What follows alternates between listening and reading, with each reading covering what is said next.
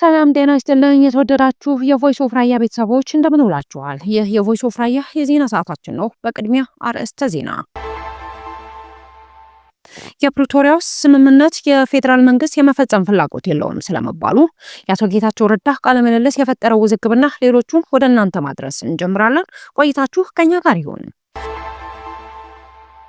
በሰሜኑ የሀገራችን ክፍሎች ተፈጥሮ በነበረው ጦርነት እጅግ በጣም ብዙ ወጣቶች የሞቱበትና ሴቶች በአሰቃቂ ሁኔታ የተደፈሩበት፣ አረጋውያን ያለ ጧሪ የቀሩበት የእርስ በርስ ጦርነት ነበር። አሁን ደግሞ በእነ ዶክተር ደብረጽዮን ገብረ ሚካኤል በኩል በመንግስት የወጣው ሪፖርት ልክ አይደለም፣ ከ1 ሚሊዮን ሰው በላይ አልሞተብንም፣ እኛን ለማስጠቆር የታሰበ ነው ሲሉ ተሰምተዋል። አሁን ደግሞ አቶ ጌታቸው ረዳ ከአልጀዚራው ጋዜጠኛ ማህዲ ሀሰን ጋር የነበራቸውን ቆይታ ተከትሎ መነጋገሪያ ሆነዋል። I believe genocide has been committed in Tigray by Abiy Ahmed. Well, I have to be responsible for my words now. So you weren't responsible and before? I am ready to stand by my position that genocide has been committed. I'm confused. Just to clarify for the audience watching. በጦርነቱ ወቅት የሰብአዊ መብት ጥሰትና የዘር ማጥፋት ወንጀል በዶክተር አብይ አህመድ ተፈጽሟል ተብለው ሲጠየቁ ድርጊቱ እንደተፈጸመና ፈጻሚዎቹ ብዙ እንደነበሩ ተናግረዋል። ነገር ግን ዶክተር አብይ አህመድ የጦርነቱ መሪ የነበሩ ቢሆንም እንደዚህ አይነት መደምደሚያ የሚሰጠው ፍርድ ቤት እንጂ እኔ አይደለሁም ሲሉ ተሰምተዋል። ይህንን ተከትሎ የቀድሞ ጓዶቻቸው አቶ ጌታቸውን ኮንነዋል።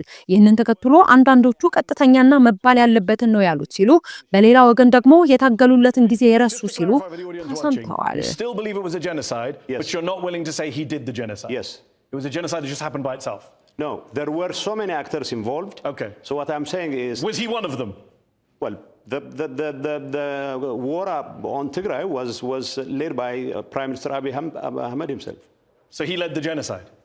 I mean, we don't have to be that specific. We do. He led the war. That's why we invited you here to find out your views. He led the war. He led the war. So I will give him the opportunity to defend himself in public, in court. Okay. What I'm saying is all kinds of crimes. You mentioned crimes, ethnic cleansing, genocide were committed. So you're right, there were well-documented war crimes committed by the federal government, by Eritrean troops, yes. By Amhara militias, but human... የህወሓቱ ቃል አቀባይ አቶ ሚካኤል አስገዶም የፌዴራል መንግስትን ወቅሰዋል። የፌዴራል መንግስት የፕሪቶሪያውን ስምምነት ባለመፈጸሙ ምክንያት የትግራይ ግዛታዊ አንድነትና ስደተኞችን ወደ አካባቢያቸው ለመመለስ አለመቻሉን ተናግረዋል። አክለውም የኢትዮጵያ ምርጫ ቦርድ ህወሓትን ህጋዊነት መሰረዙን ተከትሎ ጸረ ህገ መንግስታዊ ተግባር ነው ሲሉ ኮንነዋል።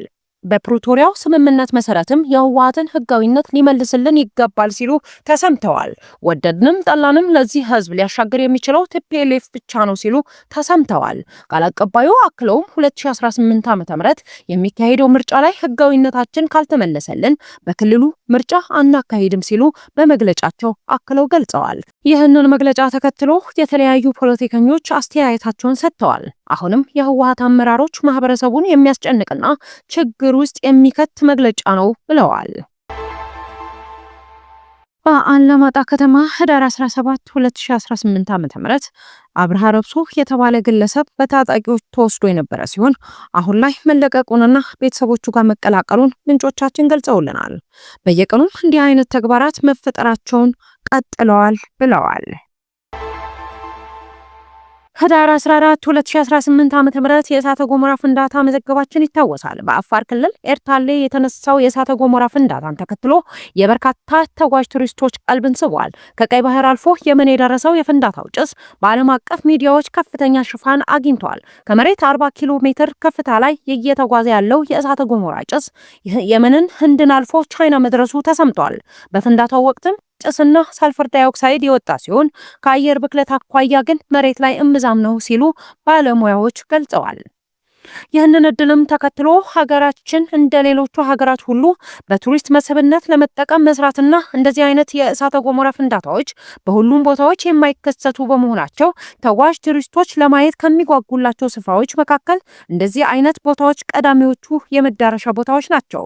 በዓለም ላይ አብዛኞቹ ተጓዥ ቱሪስቶች የሚጓዙላቸው ተፈጥሮና የተፈጥሮ ክስተቶችን ለማየት እንደመሆኑ ይህንን እድል ተጠቅሞ እንደ ሀገር ማስተዋወቅ ተገቢ ነው ይላሉ።